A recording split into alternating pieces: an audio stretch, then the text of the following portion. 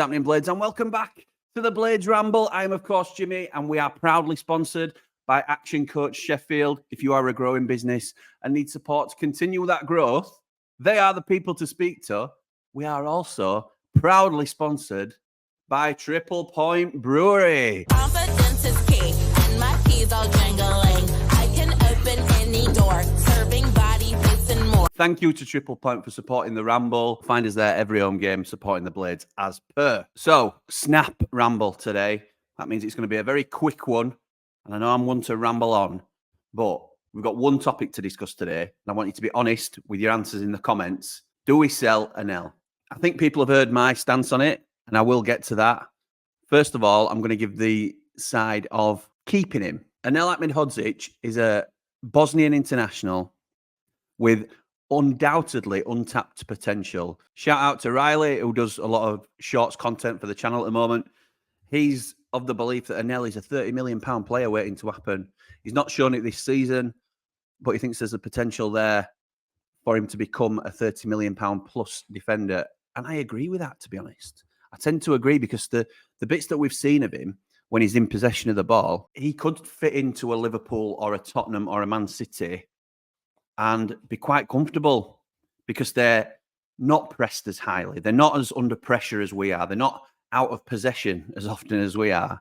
I think Anel is much better in possession of the ball than he is out of possession. So I genuinely think if he goes to a club of that size, he will only increase his value. So in that respect, is it an asset that you want to hold on to?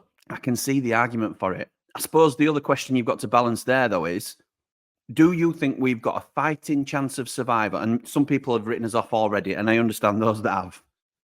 But if you think there's any slight half a chance that we can still survive in this league, are you happy with the squad that we've currently got? If you accept that Gribic is coming in as a new keeper, if you accept that Sam Curtis is coming in, and we've got one more domestic loan to play with, if Anel stays, are you then happy with our squad that we have enough to really challenge to stay in the league? I don't know if we have. There's a big chance that Anel does stay, and we will have to find that out naturally as to whether we've got enough. That is the argument for him staying, and it's a strong argument for him staying. The counter argument, and the side of the argument I tend to fall on, is we know from the Prince's interview on the Ramble that we have got a huge deficit to find and to meet should we be relegated. Again, whether you agree with why we've got that deficit is a different conversation, and I'm happy to have that in another video. But if you accept for now the fact that we have to find scores millions and millions of pounds, it's going to come via player sales. So if we are relegated, and odds are that we are definitely going to be relegated, although we're giving everything we can to stay up, and Chris Wilder is the one that I'd want leading us in that charge. But in terms of a business strategy and trying to think of how best to safeguard our club, if we were to receive upwards of 20 million quid for Anel, who we signed for £4.5 million, it's an absolute no-brainer for me. He's not performing at the moment, in my opinion, like a £20 million footballer. I don't think we lose £20 million worth of talent. I don't even think he's performing to the same levels of a Jack Robinson in our side at the moment. That doesn't mean that Jack Robinson's a better player than Anel, because I don't think he is. But on current form, I think this deal potentially works out well for all parties. And what do you get for that? You get 20 million quid that would undoubtedly be available to reinvest in the squad. If we get a Joe Worrell and a Chris Mepham and a Gribic for less than that 20 million quid, I think we've got a great deal on our hands. Seen people sort of saying this is the Prince's spin, and I've tried to give you the other account as well. I'm just giving you my honest opinion.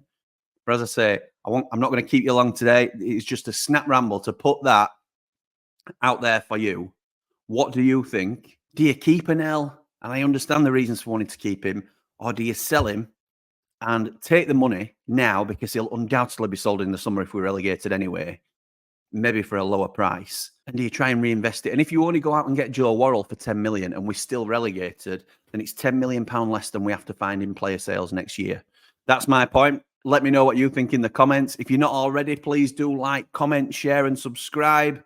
You'd be more than welcome to join us over on Patreon. But for now, come on, you red and white wizards. Up the Blades! Ramble on!